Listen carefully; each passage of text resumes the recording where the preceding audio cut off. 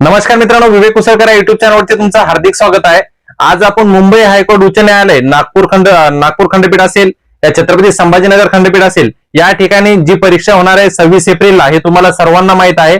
म्हणून जे इम्पॉर्टंट महत्वाचे IMP क्वेश्चन आहेत ते आपण घेणार आहोत. म्हणून सर्वांना विनंती, चॅनलवरती नवीन असाल तर चॅनलला आता सबस्क्राईब करा. जास्त वेळ न वाया घालता लगेच आपण प्रश्नाला सुरुवात करूया. नमस्कार मित्रांनो, विवेक कुसळकर या युट्यूब चॅनलवरती तुमचं हार्दिक स्वागत आहे. मेन म्हणजे तुम्हाला सर्वांना सांगतो, रोज आपण न्यायालयीन भरतीविषयी, शिपाई भरती असेल, लिपिक भरती असेल किंवा ड्रायव्हर भरती असेल, याविषयी जे जे पेपरमध्ये प्रश्न येतात ते सर्व IMP क्वेश्चन आपण घेत असतो. आणि याच्या अगोदरचे पण चॅनलवरती व्हिडिओ अपलोड केलेले आहेत. फक्त न्यायालयीन भरतीचे तुम्हाला सगळे व्हिडिओ दिसतील. एकमेव आपलं चॅनल आहे की जे न्यायालयीन भरतीविषयी सगळे जे जे स्टडी मटेरियल आहे ते आपण अपलोड करत आहे. म्हणून सर्वांना विनंती आहे की सगळे व्हिडिओ तुम्ही बघा, कारण की हे आपण IMP क्वेश्चन घेत आहे. काल पण आपण IMP क्वेश्चन घेतले, रोज IMP क्वेश्चन घेतोय. पण आता जे काल घेतले काही राहिले होते ते पण आज घेऊ. पण एवढंच सांगतो तुम्हाला की जे जे प्रश्न मी तुम्हाला समजावून सांगतोय, जे एकदम स्पष्टीकरण देतोय, एका प्रश्नापासून 2-3 प्रश्न तयार होतात का याच्याकडे सगळ्यात महत्वाची गोष्ट आहे, हे लक्षात असू द्या. तर आता बघा, इथे प्रश्न काय विचारलेला आहे, विधवाच्या शिक्षणासाठी अनाथ बालिका आश्रम कोणी सुरू केले? काय प्रश्न विचारलेला आहे? विधवांच्या शिक्षणासाठी अनाथ बालिका आश्रम कोणी सुरू केले? महर्षी कर्वे, गोपाळ गणेश आगरकर, पंडित रमाबाई, महात्मा फुले. तर गोपाळ गणेश आगरकर हे आपलं उत्तर आहे का? नाही. पंडिता रमाबाई नाही. महात्मा फुले नाही. तर आपलं उत्तर काय आहे? महर्षी कर्वे. आता महर्षी कर्वे हे आपलं उत्तर आहे. तर त्यांनी ही संस्था कधी स्थापन केली? समजा विधवाच्या शिक्षणासाठी अनाथ बालिका आश्रम कोणी सुरू केले? बघा, आता याच्यात किती प्रश्न तयार होतात? टोटल 3 ते 4 प्रश्न तयार होतात. किती? 3 ते 4 प्रश्न तयार होतात. आता ते प्रश्न कसे तयार करायचे हे लक्षात असू द्या. इकडे बघा, विधवाच्या शिक्षणासाठी अनाथ बालिका आश्रम कोणी सुरू केले? बरोबर, कोणी सुरू केला? तर काय याचं उत्तर? महर्षी कर्वे. आता असा पण प्रश्न येऊ शकतो, विधवाच्या शिक्षणासाठी अनाथ बालिका आश्रम कोणत्या साली सुरू झाले? काय प्रश्न येऊ शकतो? विधवाच्या शिक्षणासाठी अनाथ बालिका आश्रम कोणत्या साली सुरू झाले? तर त्याचं उत्तर काय असणार आहे? त्याचं उत्तर असणार आहे 14 जून 1896. काय असणार आहे? 14 जून 1896 हे आपलं उत्तर असणार आहे. म्हणजे बघा, 4 प्रश्न कसे तयार होतात हे बघा. पहिला प्रश्न आहे, विधवाच्या शिक्षणासाठी अनाथ बालिकाश्रम कोणी सुरू केला? महर्षी कर्वे यांनी सुरू केला. त्याच्यानंतर दुसरा प्रश्न त्याच्यामध्ये कोणता तयार होतो? विधवाच्या शिक्षणासाठी अनाथ बालिका आश्रम कोणत्या साली सुरू झाले? तर कोणत्या साली सुरू झाले? 14 जून 1896. आणि कोणत्या ठिकाणी सुरू झाले असा हा तिसरा प्रश्न येऊ शकतो. कोणता? विधवा बालिका आश्रम विधवांच्या शिक्षणासाठी अनाथ बालिका आश्रम कोणत्या ठिकाणी सुरू झाले? तर कोणत्या ठिकाणी सुरू झाले? त्याचं उत्तर काय आहे? पुणे. कोणत्या ठिकाणी सुरू झाले? त्याचं उत्तर आहे मित्रांनो पुणे. तर हे लक्षात असू द्या, पुणे हे ठिकाण आहे. पुणे या ठिकाणी 14 जून 1896 रोजी सुरू झाले.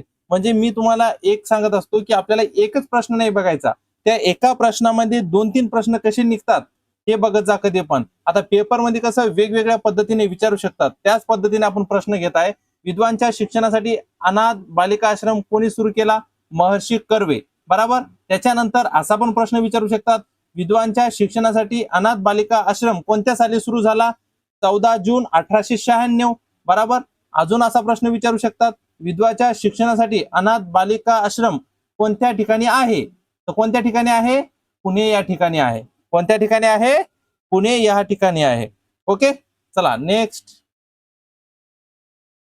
सुभाषचंद्र बोस यांनी कोणत्या पक्षाची स्थापना केली? बघा, हे असेच प्रश्न 100% पेपरला येतात मित्रांनो.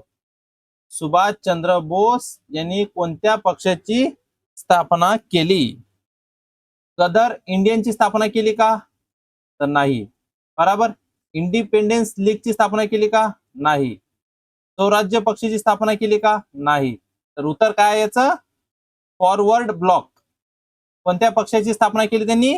Forward block. आता ही स्थापना बघा, आता आपल्याला उत्तर भेटलं याचं. सुभाषचंद्र बोस यांनी कोणत्या पक्षाची स्थापना केली? Forward block. आता असा पण प्रश्न विचारू शकतात, सुभाषचंद्र बोस यांनी कोणत्या पक्षाची स्थापना किंवा सुभाषचंद्र बोस यांनी फॉरवर्ड ब्लॉक या पक्षाची स्थापना कोणत्या साली केली? काय विचारतील?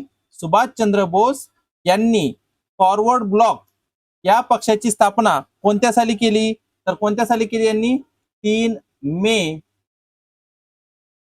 1939 रोजी केली.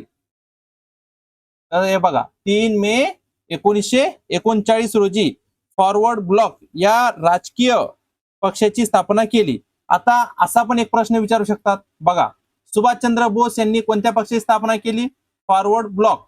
सुभाषचंद्र बोस यांनी फॉरवर्ड ब्लॉक या पक्षाची स्थापना कोणत्या साली केली? 3 मे 1939.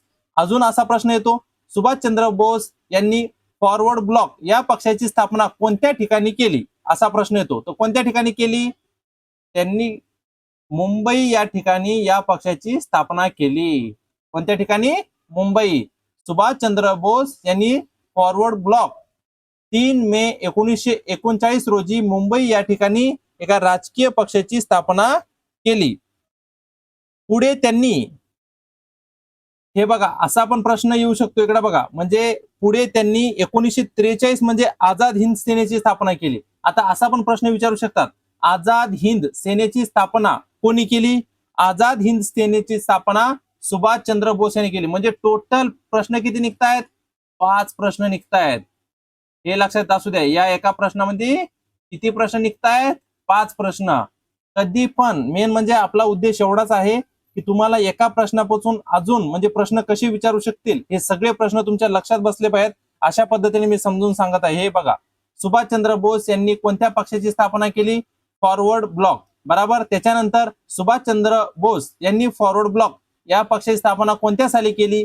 3 मे 1939. सुभाषचंद्र बोस फॉरवर्ड ब्लॉक या पक्षाची स्थापना कोणत्या ठिकाणी केलेली आहे? मुंबई या ठिकाणी केलेली आहे. त्याच्यानंतर आझाद हिंद सेनेची स्थापना कोणी केलेली आहे? आझाद हिंद सेनेची स्थापना सुभाषचंद्र बोस यांनी केलेली आहे. आझाद हिंद सेनेची स्थापना कोणत्या साली झालेली आहे? आझाद हिंद सेनाची स्थापना लक्षात असू द्या, आझाद हिंद सेनाची स्थापना 1943 मध्ये झालेली आहे. आझाद हिंद सेना स्थापना कधी झालेली आहे? स्थापना झालेली आहे 1943 मध्ये. स्थापना 1943 मध्ये झालेली आहे. ओके. म्हणून तुम्हाला याच्यामध्ये टोटल 5 प्रश्न निघतात. एका प्रश्नापासून दुसरे अजून प्रश्न तयार होतात का? तसेच प्रश्न आपल्याला पेपरला विचारतात का? म्हणून मी तुम्हाला त्या पद्धतीने ते प्रश्न घेतलेले आहेत. चला नेक्स्ट प्रश्न घेऊ. बघा, विजेचा फिरणारा पंखा बंद केल्यानंतरही पूर्ण थांबण्यापूर्वी काही वेळ फिरत राहतो, त्यास काय म्हणतात? हा सायन्सचा प्रश्न आहे. विजेचा फिरणारा पंखा बंद केल्यानंतरही पूर्ण थांबण्यापूर्वी काही वेळ फिरत राहतो, त्यास काय म्हणतात? काय म्हणतात? त्याचे दिशेचे जडत्व म्हणतात का? तर नाही. बरोबर. दिशेचे जडत्व म्हणतात का? नाही. परिणामाचे जडत्व म्हणतात का? तर याचं उत्तर आहे नाही. त्याच्यानंतर विराम अवस्थेचे जडत्व म्हणतात का? नाही. तर त्याचं उत्तर काय आहे? गतीचे जडत्व म्हणतात. काय म्हणतात? गतीचे जडत्व. मेन म्हणजे स्थिर जरी ठेवलं, हे बघा एक लक्षात असू द्या, कधी पण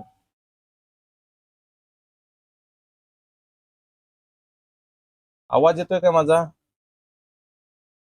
लाईव्ह क्लासला रोजच्या रोज सगळ्यांनी जॉईन होत जा. माझा आवाज ब्रेक होतोय का? हा, आवाज येतोय. हा, प्रश्न बघा इथे काय विचारला होता त्यांनी? विजेचा फिरणारा पंखा बंद केल्यानंतरही पूर्ण थांबण्यापूर्वी काही वेळ फिरत राहतो, त्यास काय म्हणतात? तर त्यात काय म्हणतात?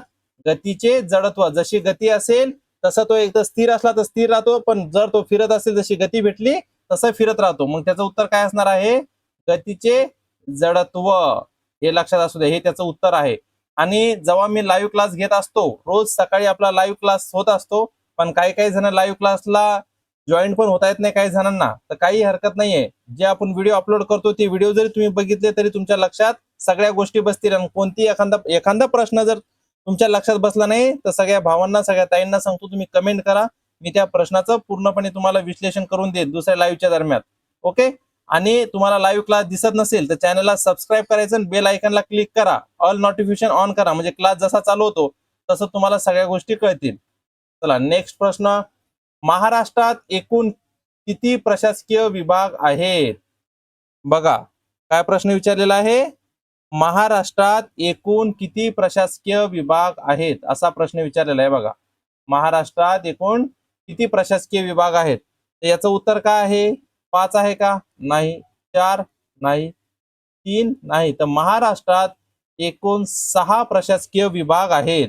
किती येतं? 6 प्रशासकीय विभाग आहेत महाराष्ट्रात. टोटल 6 प्रशासकीय विभाग आहेत. आता ते कोणते कोणते प्रशासकीय विभाग आहेत? 6. चला मी तुम्हाला सांगतो. आपलं उत्तर आहे 6.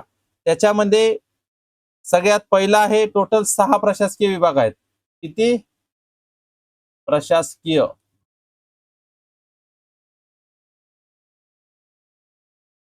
प्रशासकीय विभाग आहेत 6 विभाग, 6 आहेत. ओके. आता कोणते कोणते येतं? पहिला प्रशासकीय विभाग आहे कोकण विभाग, पुणे विभाग, नाशिक विभाग, छत्रपती संभाजीनगर विभाग, अमरावती विभाग आणि नागपूर विभाग. असे टोटल किती विभाग आहेत? टोटल 6 विभाग आहेत. किती? 6 विभाग आहेत. चला नेक्स्ट, महाराष्ट्रातील पेंच राष्ट्रीय उद्यान खालीलपैकी कुठे आहे? महाराष्ट्रातील पेंच राष्ट्रीय उद्यान खालीलपैकी कुठे आहे? तर हे पेंच राष्ट्रीय उद्यान, हा प्रश्न 2025चा लिपिकचा झालेला प्रश्न त्याला पण आलेला आहे, हे सगळ्यांनी लक्षात असू द्या. पेंच राष्ट्रीय उद्यान महाराष्ट्रातील कोणत्या ठिकाणी आहे असा प्रश्न विचारलेला आहे. तर भंडारा या ठिकाणी आहे का? नाही. अमरावती नाही. चंद्रपूर नाही. तर कोणत्या ठिकाणी आहे? नागपूर या ठिकाणी आहे. महाराष्ट्रातील पेंच राष्ट्रीय उद्यान हे राष्ट्रीय उद्यान आहे, लक्षात असू द्या, नागपूर या ठिकाणी स्थित आहे. ओके. चला नेक्स्ट, राधानगरी धरण कोणत्या नदीवर बांधण्यात आले आहे? आता राधानगरी हे नाव घेतल्यावर तुम्हाला सगळ्यांनाच माहित असेल की राधानगरी कुठे येते, काय येते. तुम्हाला मी नेहमीच सांगत असतो, एका प्रश्नापासून दुसरे अजून प्रश्न तयार होतात का हे लक्षात असू द्यायचं. राधानगरी धरण कुठे येते? राधानगरी धरण हे कोल्हापूर जिल्ह्यात येतं. कधी पण लक्षात असू द्या, प्रश्न असा पण विचारू शकतात, राधानगरी धरण हे कोणत्या जिल्ह्यात येतं? राधानगरी धरण हे कोल्हापूर जिल्ह्यात येतं. आता बघा, राधानगरी धरण कोणत्या नदीवर बांधण्यात आलेलं आहे? पूर्णा नदीवर आहे का? नाही. भीमा नदीवर? नाही. नीरा नदीवर? नाही. तर राधानगरी धरण कोणत्या नदीवर बांधण्यात आलेलं आहे? भोगावती नदीवर भोगावती धरणावर बांधलेला आहे. कोणत्या धरणावर बांधलेला आहे? भोगावती. भोगावती नदीच्या राधानगरी धरण महाराष्ट्रातील कोल्हापूर जिल्ह्यात भोगावती नदीवर हे बांधण्यात आलेलं आहे. कोणत्या नदीवर बांधण्यात आलेलं आहे? भोगावती नदीवर बांधण्यात आलेलं आहे. हे धरण राजश्री शाहू महाराज यांनी उभारलेलं आहे, याला पण लक्षात असू द्या तुम्ही. पण आता प्रश्न असा पण विचारू शकतात, टोटल याच्यामध्ये 4 प्रश्न निघतात, बरोबर? किती प्रश्न निघतात? 4. राधानगरी हे धरण कोणी बांधलेले आहे? राधानगरी हे धरण राजश्री शाहू महाराज यांनी बांधलेला आहे. कोणी? शाहू महाराज.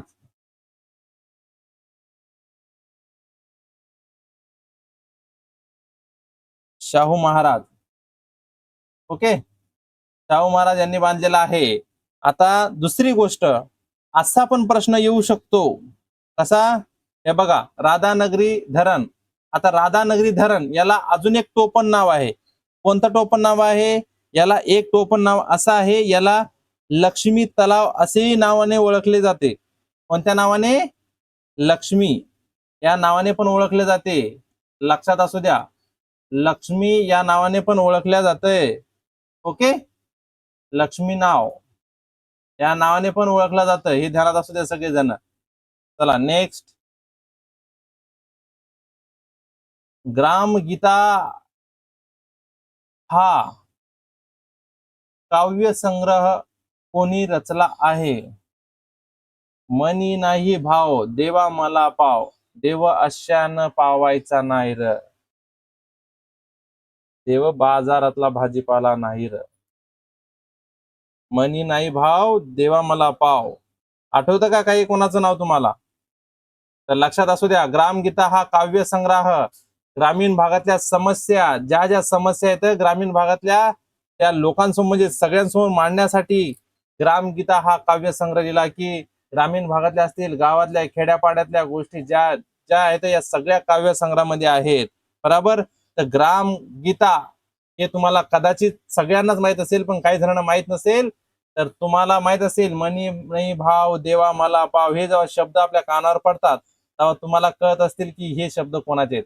ग्रामगीता हा काव्य संग्रह संत तुकडोजी महाराज, राष्ट्रसंत तुकडोजी महाराज यांनी लिहिलेला आहे. बरोबर. संत गाडगे महाराज लिहिलेला का यांनी? नाही. संत तुकाराम महाराज? नाही. संत रामदास महाराज? नाही. तर याचं उत्तर काय आहे? संत तुकडोजी महाराज. बरोबर. आता प्रश्न कसा विचारतील मग, ग्राम गीता हा काव्य संग्रह कोणी रचला? तर कोणी रचला? संत तुकडोजी महाराज. बरोबर.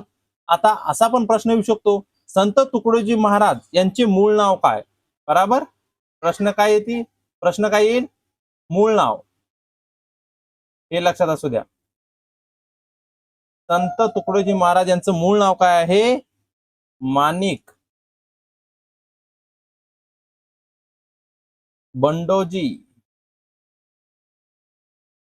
माणिक बंडोजी इंगळे.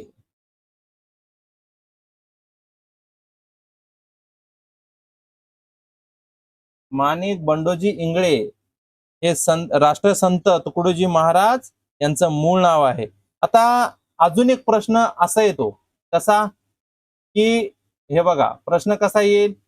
प्रश्न असा पण येऊ शकतो मित्रांनो, की ग्रामगीता हा काव्य संग्रह कधी प्रकाशित झाला? काय प्रश्न येईल? ग्रामगीता हा काव्य संग्रह कधी प्रकाशित झाला? तर कधी प्रकाशित झाला? प्रकाशित कधी झाला? 1955 रोजी. कधी झाला? 1955 रोजी प्रकाशित झालेला आहे. लक्षात असू द्या, राष्ट्रसंत तुकडोजी महाराज यांनी रचला आहे ग्रामगीता हा ग्रंथ, आणि त्यांचं मूळ नाव आहे माणिक बंडोजी इंगळे. काय नाव आहे? माणिक बंडोजी इंगळे. आणि प्रकाशित कधी झालेला आहे? 1955. ओके. चला नेक्स्ट. नगर परिषदेच्या अध्यक्षांना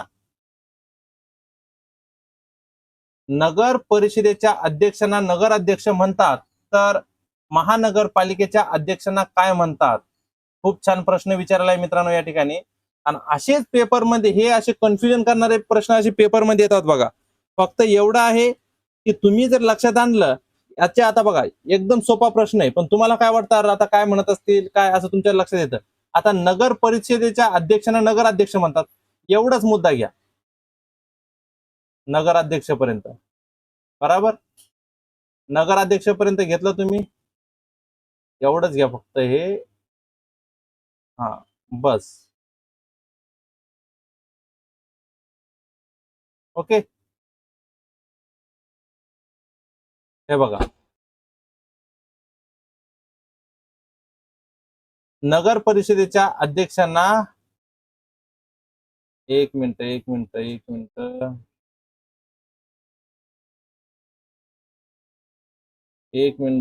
लगेच सांगतो तुम्हाला. इकडे बघा,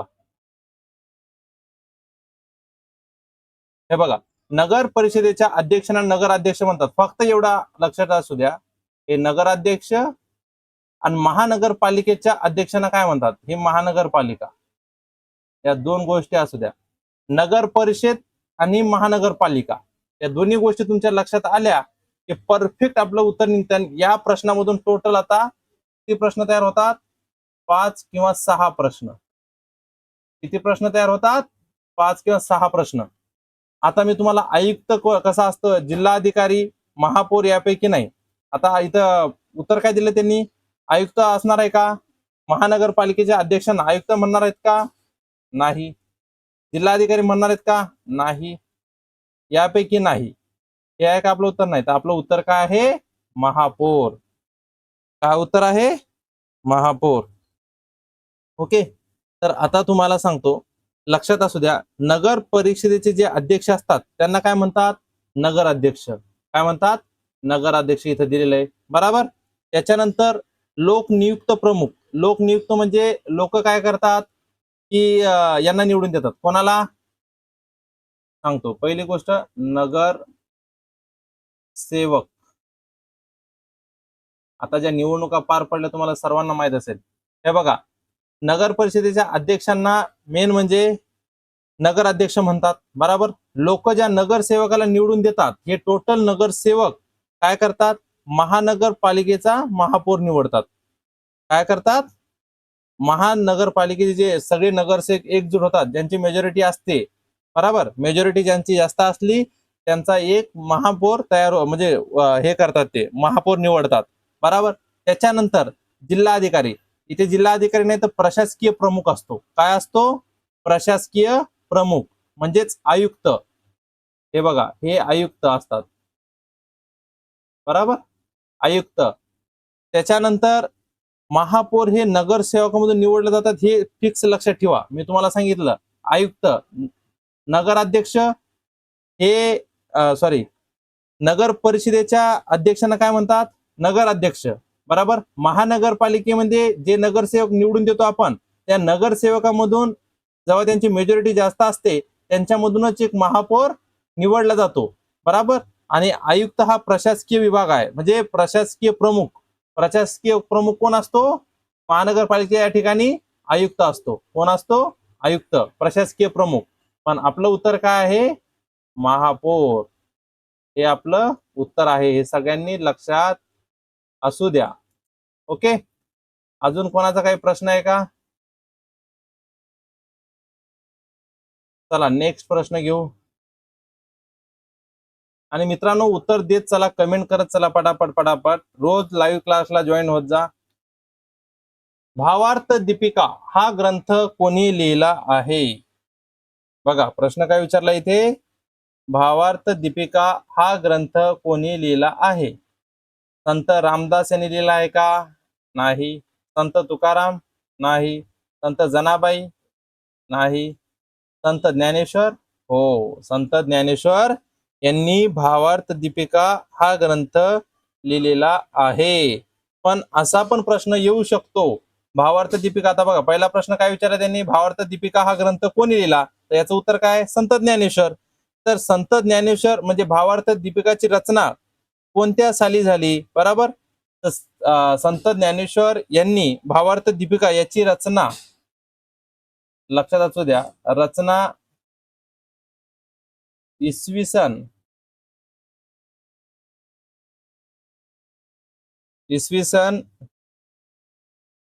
1290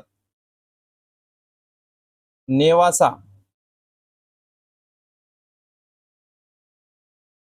नेवासा. नेवासा कुठे आहे? प्रवरा नदीच्या काठी केले यांनी.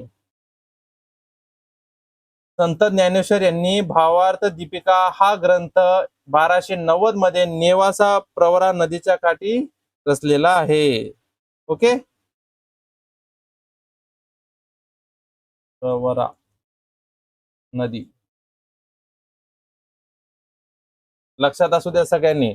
भावार्थ दीपिका हा ग्रंथ कोणत्या साली रचण्यात आला असा विचारतात, तर काय उत्तर असेल तुमचं?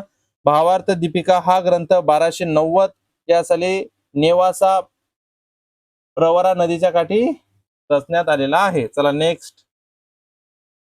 बुलेट ट्रेन प्रकल्प कोणत्या 2 शहरादरम्यान आहे? हा प्रश्न मी तुम्हाला अगोदर विचारला होता. खूप जणांचा हा प्रश्न चुकला होता आणि कदाचित मला वाटतं तुमच्या लक्षात बसला पाहिजे की नेहमी हा प्रश्न येतोच ना बुलेट ट्रेनचा. आपण नेहमी बोलतोच, भाषणामध्ये ऐकतो इकडे तिकडे की बुलेट ट्रेन, न्यूज मध्ये बघत असतो बुलेट ट्रेन आहे का नाही, आपल्या भारतात चालू होणार आहे. पण तुम्हाला माहित असलं पाहिजे की बुलेट ट्रेन हा प्रकल्प कोणत्या दोन शहरादरम्यान आहे? मुंबई पुणे आहे का? नाही. दिल्ली वाराणसी आहे का? तर नाही. चेन्नई बंगळुरू आहे का? तर नाही. तर याचं उत्तर काय आहे? मुंबई अहमदाबाद. काय उत्तर आहे मित्रांनो याचं? मुंबई अहमदाबाद याचं उत्तर आहे. म्हणून सगळ्यांनी लक्षात असू द्या, मुंबई अहमदाबाद याचं उत्तर आहे. बुलेट ट्रेन मुंबई अहमदाबाद या दोन शहरादरम्यान प्रकल्प याचा झालेला आहे. याचं काम चालू आहे. कधी चालू होईल का मग ते सरकारला माहित. ओके, चला नेक्स्ट. ऑपरेशन अजय हे भारत सरकारने कोणत्या देशातील भारतीयांना परत आणण्यासाठी सुरू केले? सांगा पटापट पटापट उत्तर सांगा सगळ्यांनी. ऑपरेशन अजय हे भारत सरकारने कोणत्या देशातील भारतीयांना परत आणण्यासाठी केले? ज्या ठिकाणी आपले भारतीय अडकले होते त्या ठिकाणी भारत सरकारने विचार केला की बाबा आपल्या भारतीयांना आपण परदेशी आहेत तर त्यांना आपल्या इकडे आणायचं. तर त्या ऑपरेशन म्हणजे त्या ठिकाणचं म्हणजे जे आपण आणणार आहे तर त्या ऑपरेशनला नाव काय द्यायचंय? तर त्यांनी नाव दिलंय ऑपरेशन भारत. बरोबर, सॉरी, ऑपरेशन अजय हे नाव दिलेलं आहे. तर ऑपरेशन अजय हे भारत सरकारने कोणत्या देशातील भारतीयांना परत आणण्यासाठी आणलेलं, म्हणजे ज्या ठिकाणी आपले भारतीय अडकले होते? सांगा पटापट पटापट उत्तर कमेंट करा. चला जास्त वेळ न वाया घालता लगेच सांगतो मी तुम्हाला. बघा, भारत सरकारने इस्रायल मधून, लक्षात असू द्या, भारत सरकारने इस्रायल मधून, हे आपलं उत्तर आहे इस्रायल, सुदान नाही, नेपाळ नाही. बराबर, भारत सरकारने इस्रायल मधून भारतीयांना परत आणण्यासाठी ऑपरेशन अजय हे सुरू केले. आता असा पण प्रश्न येतो, हे लक्षात असू द्या, ऑपरेशन अजय भारत सरकारने हे कोणत्या साली सुरू केले? ऑपरेशन अजय 2023 साली. ओके, 2023 साल, हे लक्षात असू द्या, 2023. सगळ्यांनी लक्षात व्यवस्थित असू द्या. त्याच्यानंतर बघा, ऑपरेशन अजय हे भारत सरकारने इस्रायल, आता मेन म्हणजे असा पण प्रश्न येतो बघा, ऑपरेशन अजय हे भारत सरकारने कोणत्या देशातील भारतीयांना परत आणण्यासाठी केले? इस्रायल. बरोबर, ऑपरेशन भारत सरकारने कोणत्या साली राबवले आहे? तर काय उत्तर असणार आहे त्याचं? त्याचं उत्तर असणार आहे 2023 उत्तर असणार आहे. बरोबर, पण हे युद्ध मेन म्हणजे एवढं पण लक्षात असू द्या की 2023 साली जेव्हा आपले तिकडे भारतीय अडकले होते तर हे युद्ध कोणामध्ये चालू होतं? हे युद्ध चालू होतं इस्रायल आणि हमास यांच्यातील संघर्ष. तो संघर्ष चालू होता, युद्ध जे चालू होतं त्यांचं संघर्ष कालावधी 2023 मध्ये आपले भारतीय तिथे अडकले होते, तर 2023 मध्ये त्यांना परत आणण्यात आले. हे सगळ्यांनी लक्षात असू द्या. चला नेक्स्ट. 2026 मध्ये महाराष्ट्राचे राज्यपाल म्हणून कोण आहेत? आता याचं उत्तर, सोपा प्रश्न आहे, याचं उत्तर तुम्हाला सगळ्यांना आलंच पाहिजे, खरंच सांगतो मी. आणि सगळ्यांनी मला याचं उत्तर कमेंट करा. काय करा? सगळ्यांनी मला याचं उत्तर कमेंट करा. असं नाही की सर याचं उत्तर येत नाही, तुम्हाला पण माहित आहे. आणि याच्यावर टोटल 3 प्रश्न तयार होतात. किती प्रश्न तयार होतात? 3 प्रश्न तयार होतात. सगळ्यांनी पटापट पटापट सांगायचं मला की आपल्या महाराष्ट्राचे 2026 मध्ये ज्यांची आता नवीनच नियुक्ती झालेली आहे, मी तुम्हाला एक हिंट देतो, काही जणांना माहित नसेल तर सगळ्या ताईंना, सगळ्या भावांना सांगतोय, पटापट पटापट सगळ्यांनी उत्तर द्या. की असं उत्तर द्या की लगेच, म्हणजे मला पण वाटलं पाहिजे की तुमचं लक्ष व्यवस्थित आहे. सांगा पटापट सगळ्यांनी उत्तर द्या. आणि सगळ्यात फायनल शेवटचं सांगतो, सगळ्यांनी कृपया करून रोजच्या रोज आपले लाईव्ह क्लासेस होतात, रेकॉर्डेड क्लासेस मी याच्यावर टाकणार आहे, आपल्या चॅनलवरती टाकणं चालूच आहेत. पण तुम्हाला एकच गोष्ट सगळ्यांना सांगतो, सगळ्यांनी आपल्या चॅनलला सबस्क्राईब करायचं आहे. काय करायचं आहे? सबस्क्राईब. सगळ्यांनी चॅनलला सबस्क्राईब करायचं आहे. का सबस्क्राईब करायचं माहितीये का? एक तर सबस्क्रिप्शन तुम्हाला फ्री, काही असं नाही की तुम्हाला काही चार्जेस वगैरे काही लागणार आहेत. बराबर, 100% प्रश्न, एवढं लक्षात असू द्या, 100% प्रश्न परीक्षेला येतील असे IMP प्रश्न आपण घेत आहोत. काय करत आहोत? IMP प्रश्न घेत आहोत. फक्त सगळ्या भावांना सगळ्या ताईंना विनंती आहे की प्लीज सगळ्यांनी चॅनलला सबस्क्राईब करा. हे आपलं चॅनल नवीन आहे आणि जास्तीत जास्त मी स्टडी मटेरियल पुरवण्याचा तुमचा सगळ्यांना म्हणजे प्रयत्न करेल की जेवढं होईल तेवढं स्टडी मटेरियल जे जे IMP प्रश्न आहेत ते सगळे IMP प्रश्न आपल्या चॅनलवरती घेतल्या जातील. म्हणून सगळ्यांना विनंती आहे चॅनलला सबस्क्राईब करा, व्हिडिओला लाईक करा आणि चॅनलचं बेल आयकन क्लिक करा. म्हणजे जसा क्लास चालू होतो तसं तुम्हाला सर्वांना माहित होईल. थँक्यू. मित्रांनो, हा व्हिडिओ तुम्हाला आवडला असेल तर सर्वांना विनंती आहे चॅनलला नक्कीच सबस्क्राईब करा. पण आपल्याला याच्याहून अवघड लेवलचे प्रश्न घ्यायचे आहेत, कारण की गणित असेल, बुद्धिमत्ता असेल, मराठी व्याकरण असेल, GK असेल, हे सगळे प्रश्न आपल्याला घ्यायचे तर लिपिक पदासाठी असेल, शिपाई पदासाठी असेल किंवा ड्रायव्हर पदासाठी याच्याहून अवघड लेवलचे आपल्याला प्रश्न घ्यायचे. म्हणून सर्वांना विनंती, हे आपलं चॅनल नवीन आहे, तुम्ही चॅनलला सबस्क्राईब करा, व्हिडिओला लाईक करा आणि चॅनलची लिंक सगळ्या भावांनी सगळ्या ताईंनी जास्तीत जास्त शेअर करा. थँक्यू.